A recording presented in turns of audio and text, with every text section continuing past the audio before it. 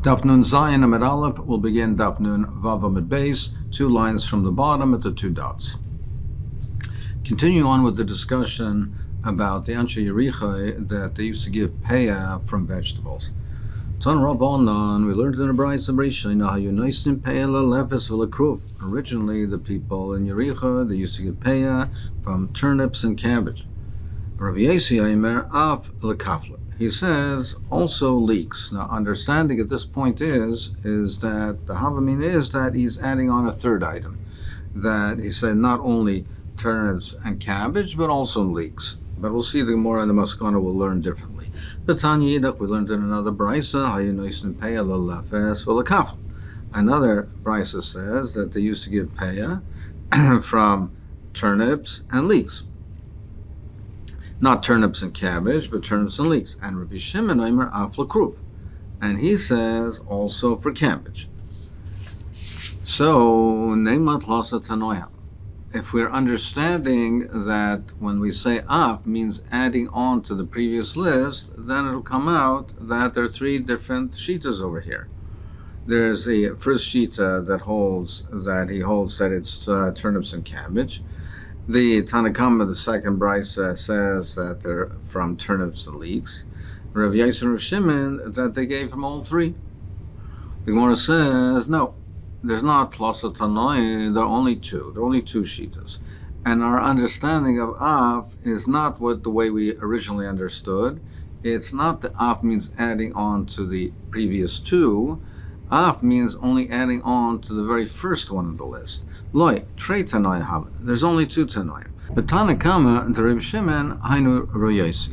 The Tanakama of Rav Shimon, and the Brisa where we brought down Rav Shimon, it says, the second Brisa, it says, Hayunoisin Peah Lefes V'Lekaflut. They gave peah from lefes or kaflut. That, the Tanakama, this Tanakama is the Shita of Rav Yasi.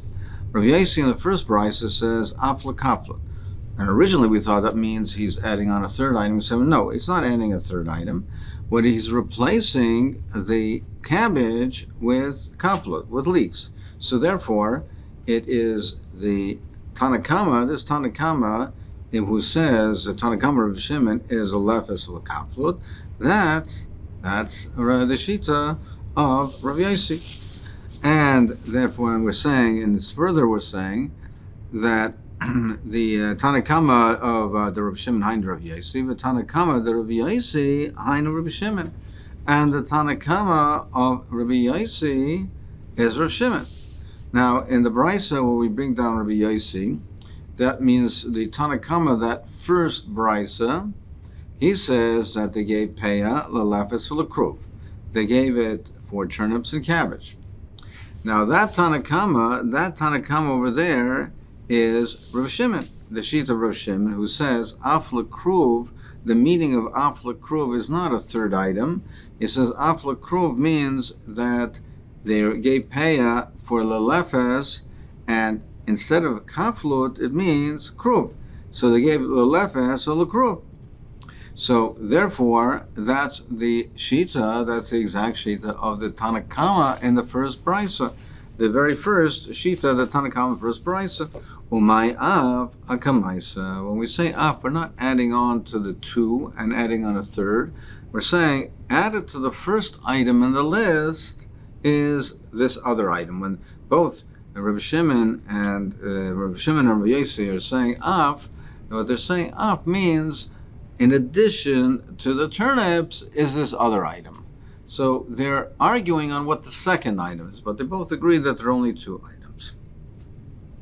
Ton Rabbanan ben Bahayayan Nasan Peah Leyerik is a person called, it was the son of Bahayan. He gave peah from Yerakis. And the Aniyim came and they were gathering the peah.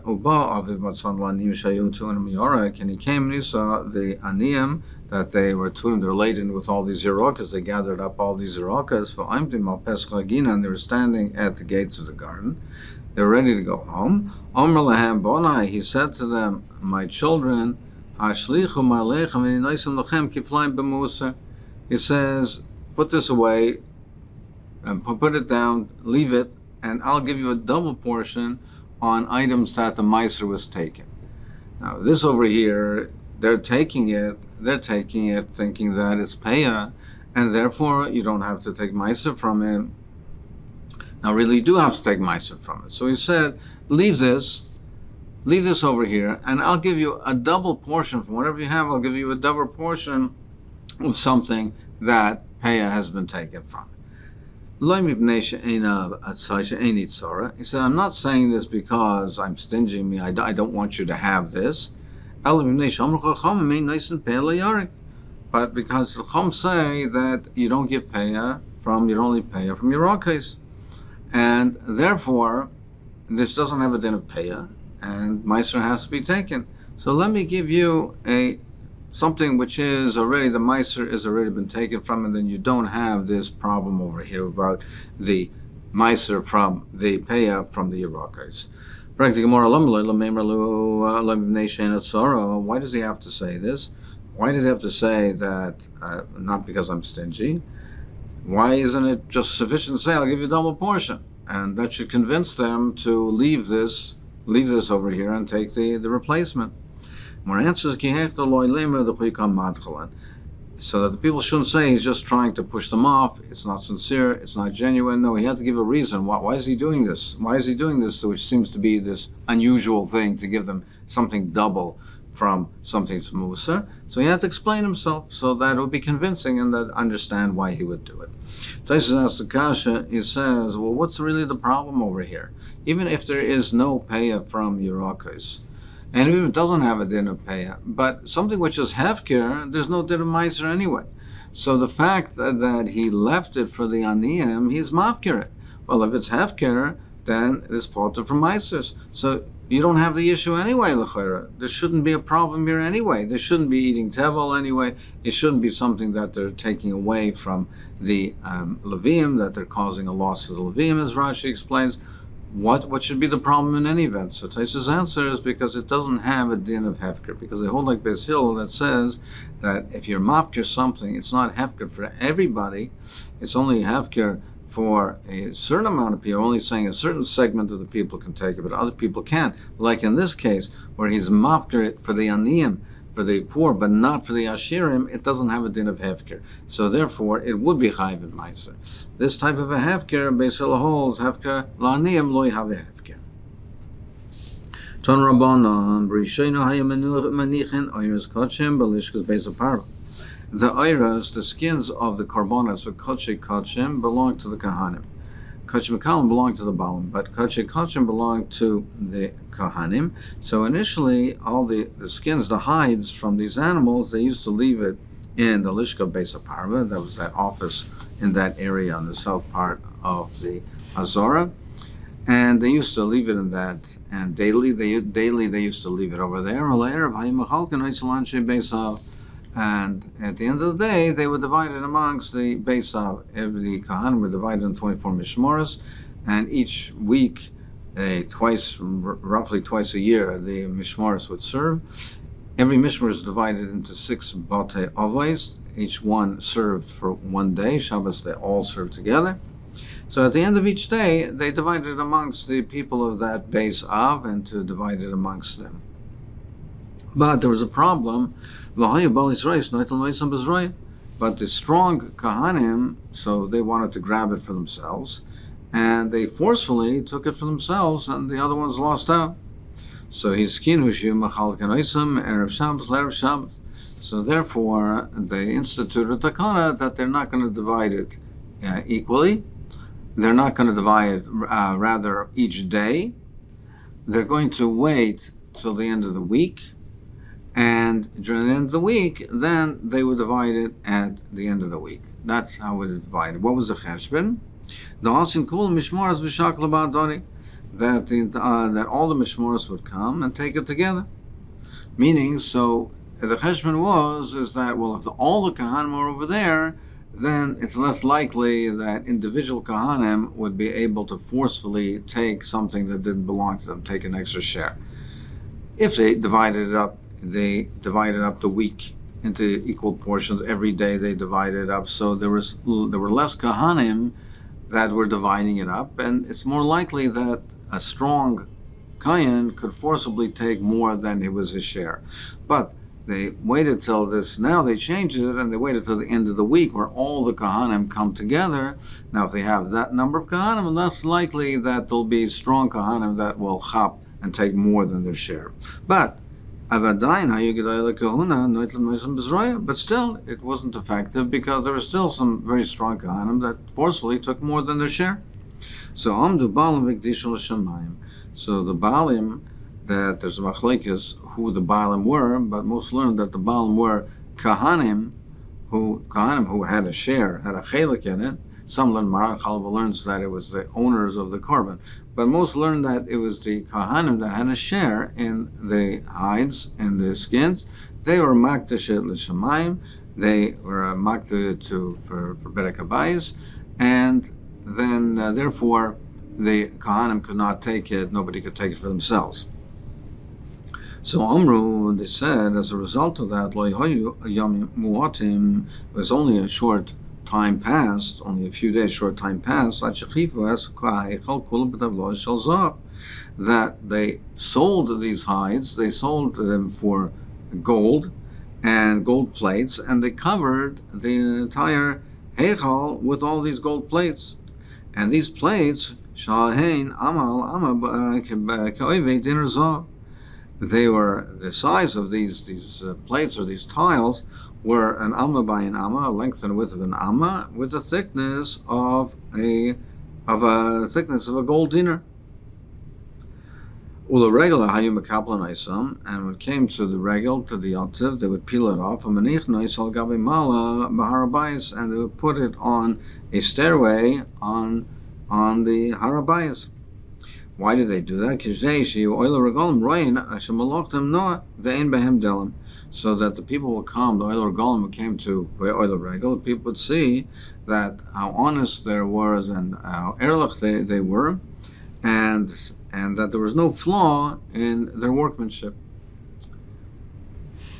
The way Sasemis learns is that he's medayik, that it says that lo yomim mu'atim, it says lo yomim, it doesn't say that lo yomim meruim.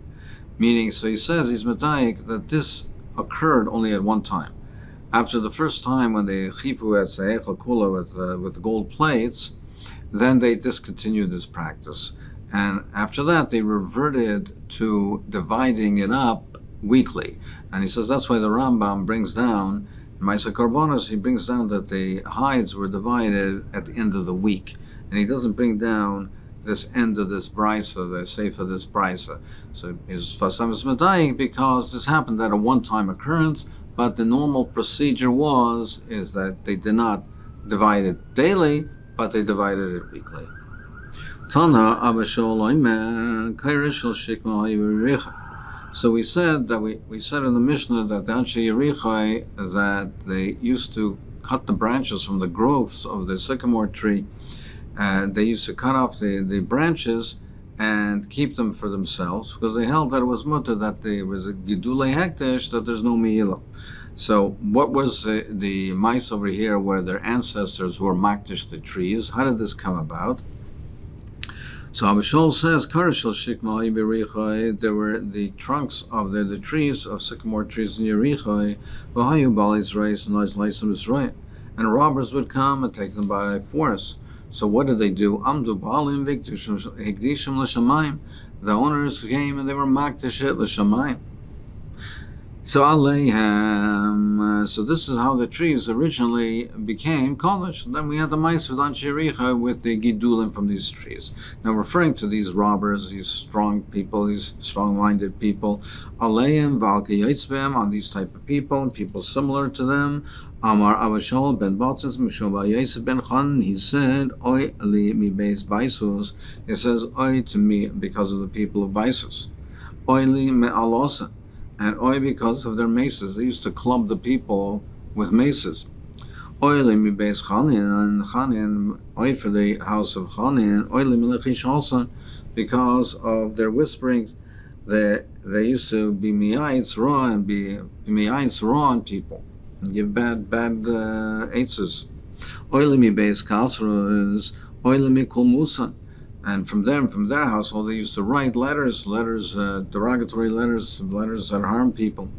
Oilemi beis Yishmael ben Peachi, and Oilemi agroifen, because of their fists, used to hit people. Shehem Kohanim Gedolim. All of these people, Baisus, Chonin, Kasus, and Yishmael ben Peachi, they're Kohanim Gedolim, who benaim Gizbarim, and the sons became the treasurers.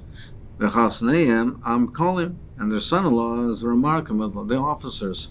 Amra Karlim is a combination of Omar Kulai. It's a contraction of Omar Kula, Am Rakhil. They said what they say, Omar Kula, what they say, that goes. They're in charge. So oily from them, v'chasneim are kolim v'avdeim v'chayvten esam b'maklis, and the servants used to beat people with sticks. So oily from these strong, tough people that terrorized the nation.